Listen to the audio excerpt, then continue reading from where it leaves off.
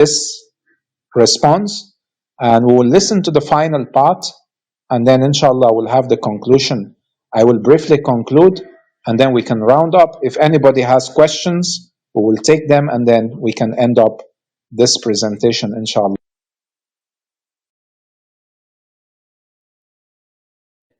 It's clear. I have to stop you because you're clearly person of desire. When I said to you, Prophet Muhammad, Allah told him to fear Allah, you said, fear Allah to positive. But to not fear Allah is negative as well. So why did not say, to not fear Allah is negative? So Prophet Muhammad did not fear Allah. Look to the sickness of your heart, billah, Muhammad. So look how when he came to fear Allah, look, subhanAllah, dropped Muhammad 72%, saying yes. 27% said no. Alhamdulillah. So Al-Ajma'iyya. Unbelievable, my dear brothers and sisters. Rafida is unbelievable. The Quran is clear. So look what he's doing. He's looking for anything. I was going to give him the verse. It said, Ya ayyuhan nabiyyu ittaqillah wa la tuti'il kafirin. Do not obey disbelievers. So the question, Muhammad, does the Prophet Muhammad obey disbelievers for Allah to tell him to not obey them? Or this is just a reminder? A reminder. So if this is a reminder for him, likewise is a reminder for the Muhaj Ansar. So not apostates. Look how Ahl Sunnah, they bring the Quran together. No contradiction.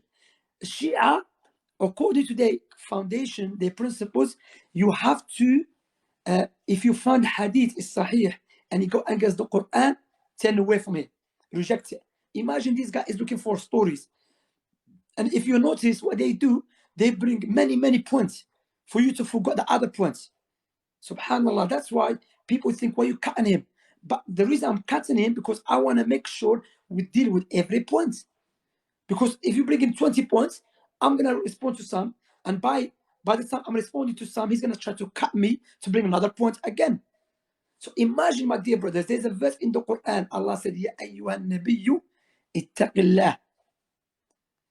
Let's say, did the Shia get smoked? 88% yes.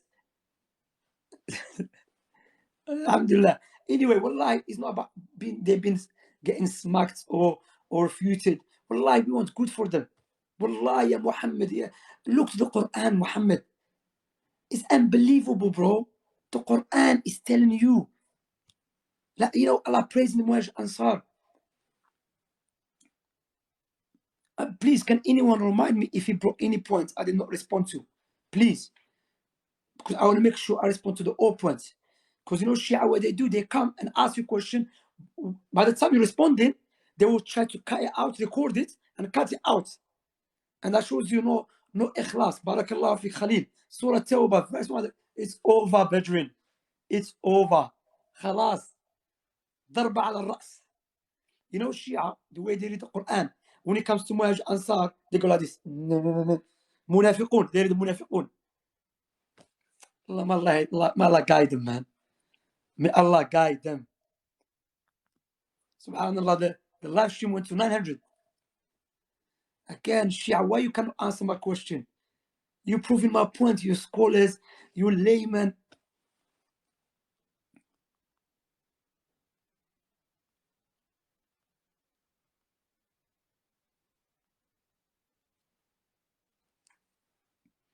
Subhanallah. So this verse, you can go back to, my dear brothers, it's on Surah Al-Ahzab. Ya ayyuhan nabiyyu ittaqillah wa la tuti'il kafirin. Oh Prophet, fear Allah, mean increase the fear of Allah and do not obey disbelievers. Doesn't mean that Prophet Muhammad obeyed disbelievers. It's just a reminder. And I was going to bring him the verse where Allah has said, I have forgiven the Muhajir and the Ansar. Allah forgave them. So when Allah promised them Jannah, Allah knew they will fall into mistakes, but they will seek forgiveness. Subhanallah. The four madhabs, we love Imam Abu Hanifa, Imam Shafi'i, Imam Malik, Imam Ahmed. They are our A'imma. Barakallah fikum. So please, my dear brothers and sisters, please, if there any point that he mentioned and I did not respond to, let me know. Barakallah fikum.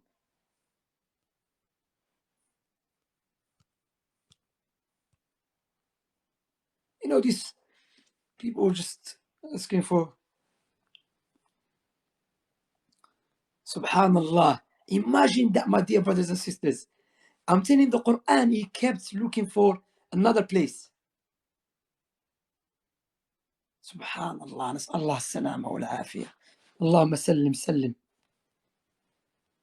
So, Alhamdulillah, Wallahi, ya ikhwa, I can bring you verses of Amwaj Ansar. Allah praising them. And do you know what he said, brothers? Wallah, we need to, I'm going to clip it out. He said, Ali bin Abi Talib is from the Ansar. Allahu Akbar. Ali bin Abi Talib is from Ansar. Ansar are people of Medina. Ali made a hijrah from Mecca to Medina. Who is Ansar? Ansar is from the Aus wal Khazraj.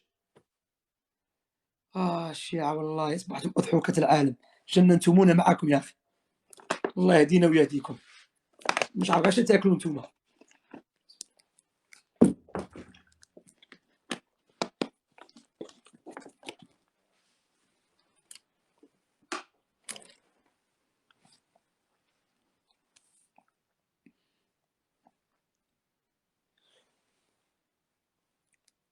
Okay, I think what is this now, man?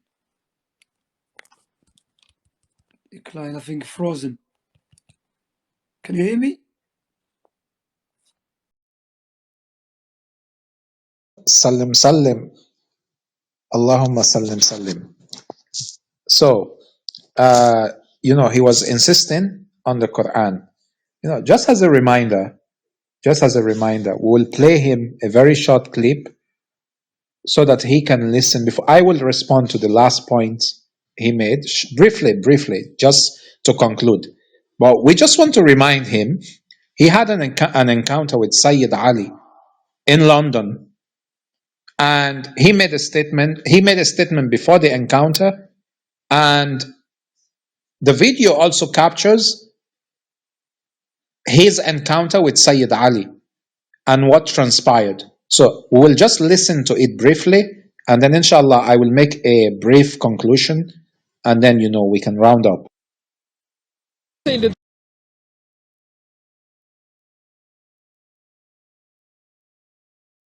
They don't believe it. خلاص الزنادقة أخي. Anyone that rejects some hadith, this who started Mu'tazila. Who started hadith about things about Dajjal is Mu'tazila, الزنادقة أخي. Yeah. Anyone that rejects the hadith of Nabi as-salam, if he says, I don't believe it's authentic, okay, but if he says, I know it's a hadith, but I don't follow it because, it doesn't make sense to me, or he's a kafir, زنديق أخي. Hey, y'all, come look at this. So, look, firstly, you have narrations in your book. That's the Quran. Habibi, I'm not Qur'anist. No, I didn't say I'm not Quranist. Qur'anist. Do you accept my narrations? No, but the hujjah for you. No. The hujjah for you. No, look. Do you- The topic was, Yes. which one is more important to follow? Ahl al-Bayt. Ahl al-Bayt. Hadith Okay, show me what the mutawatir. Quran said. Hadith mutawatir. Quran Hadith first. mutawatir. Is the Quran? Is You in the know, Quran? hadith mutawatir. Brothers, he's a kafir, زنديق أخي.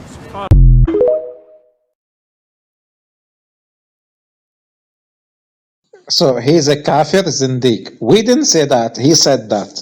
He's calling himself kafir zindiq. So after he dropped me, guys, ikhwan, after he had dropped me to the audience from his stage, and of course, the video will be attached on YouTube, and the entire video at the end will be also attached on YouTube. He went on, ranting aimlessly, he was hitting his head. And of course, he was saying, I meant Imam Ali was from the people of Medina. And I never said that. I said Imam Ali was from the Ansar, and I have proven this because he supported the Prophet. And of course, in the beginning, I have already, demonstrated this, the meaning of Ansar from the Quran. I have proven this. So he went on ranting for like 8 minutes. After he moved me down from the stage, he started, by still, trying to discredit the Prophet himself in order, to save condemnation for his Sahaba in verse 3144. While he completely ignores the context of 31 verse 1. He completely ignores that. Ya ayyuhan nabi ittaqillah, which is not a condemnation for the Prophet, as the Prophet had not committed any shortcoming, and Allah was simply giving him a directive not to listen to the demand of the kuffar to discriminate against his followers who are of a lower social standing. So this ignorant man, Shamsi, he accused me of hawa, sickness in my heart, but he did not realize how sick he is for following the Sahaba who, according to him, shaitan plays with their minds. And, he was trying to discredit the Prophet himself in order to, cover up for his Sahaba. What more, bigger sickness of the heart is this? What he fails to woefully understand from the verses is that the verse about the Prophet is a directive and an order of what the Prophet should do. The one about the Sahaba in 3:144 is a sin by the Sahaba committed. It is treason and a condemnation for abandoning the Prophet, abandoning the religion. When Allah, in many verses has actually promised the believers paradise or shahada, martyrdom, paradise. But these people did not want to go to paradise, apparently. They were running from the battlefield. How can somebody, how can Allah promise you paradise? You're running away from paradise on the battlefield. Does this make sense? Since Shamsi doesn't accept anything outside the Quran, and he is a Quranist zindiq, like he called himself, can he tell us if there is any verse in the Quran that abrogated verse 66:4, which condemned Hafsa and Aisha, wherein their hearts are said to have swayed from Iman? If there is no verse in the Quran, then Shamsi should accept that Aisha never repented and he should never absolve her, because Allah never absolved her in the Quran. He kept on ranting and ranting, reflecting his ignorance on the verses of Allah, and that he clearly follows the hawa of his ignorance on the verses of Allah. Then he goes on to ask the audience to remind him if there was any point I raised that he did not reply to. While I was on his stage, several questions which I posed to him, he never responded to any. And he was continuously, trying to exercise authority to actually control the discussion, threatening severally that he will mute me. And he muted me, I think, once. Again, he kept trying to downplay the gravity of 3:144 and what the Sahaba did at Uhud by comparing it to verse 33:1, which was a directive to the Prophet and not a condemnation. He is trying to draw unequal parallels. Then he kept ranting aimlessly further on, and he mentioned the four names of the Sunni schools of thought, the four names of the Imams of the Sunni schools of thought, Ahmad, Malik, Abu Hanifa, and Shafi'i. Now, this is interesting. Are these four men also Muhajirin and Ansar? Why doesn't Shamsi, for example, take fiqh from Imam Umar, Imam Osman, Imam Abu Bakr, or Imam Aisha? Why does he need these four Imams? He was still, unsettled and shaken and crying and exclaiming, Subhanallah, because he was shaken. He didn't have the answers. He didn't even know about these things I actually threw at him. He was apparently shaken and he needed to drink some water. And he was hitting his palm against his head. And he said, while he was speaking, that he was speaking, about the Quran. He was insisting on the Quran, but I kept showing him, hadith and the context or the tafsir of these verses. Perhaps I'm saying, maybe Sunnis, should no longer refer to themselves as Ahlul Sunnah wal Jama'ah. They should become, Ahlul Quraniyun. They are Quraniyun wal Jama'ah. Allahumma sallim sallim. He said, he said he will show many verses about the Muhajirin and Ansar. And yes, we don't have any opposition to that.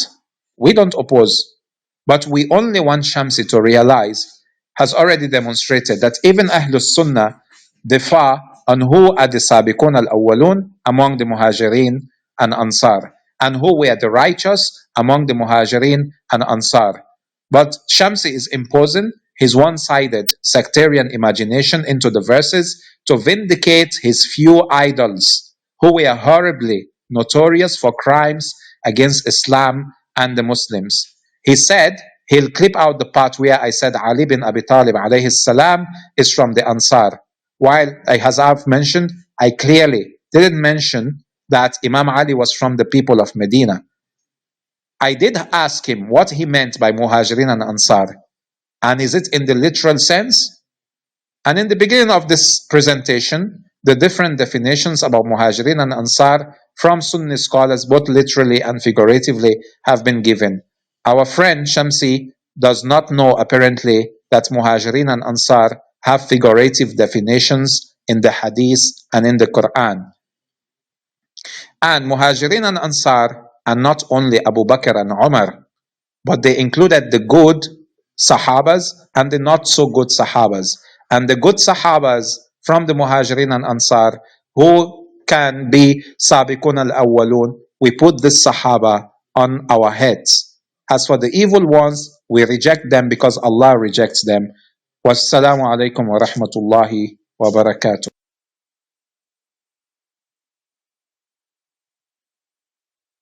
Jazakallah khair, Akhi. Beautifully done. Wa iyaakum. Sayyid, are you there? Abu Lu'lu.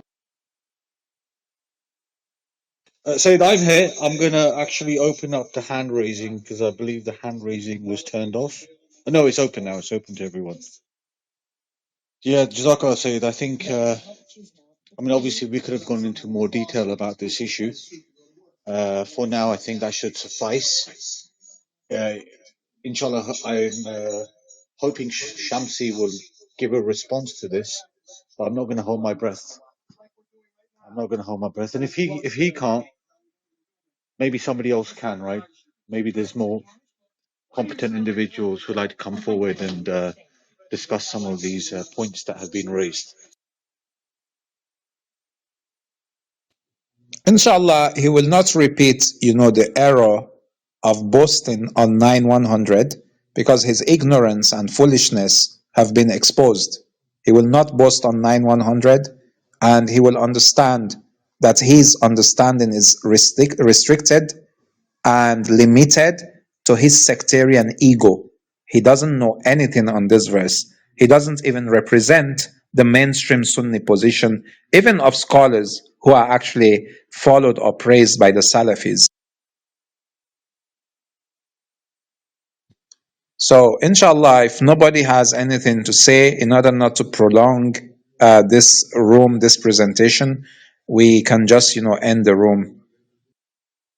Assalamu alaikum. Yeah, might as well defend it. Let's keep the replays on.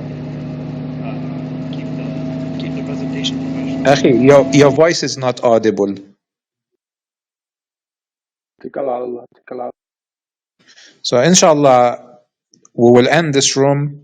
And Jazakumullah khairan to everybody, to Sayyid Ali, to Abu Lu'lu, to Brother Hassan, to the brothers who were present, Sayyid Hassan, and to everyone else in the audience.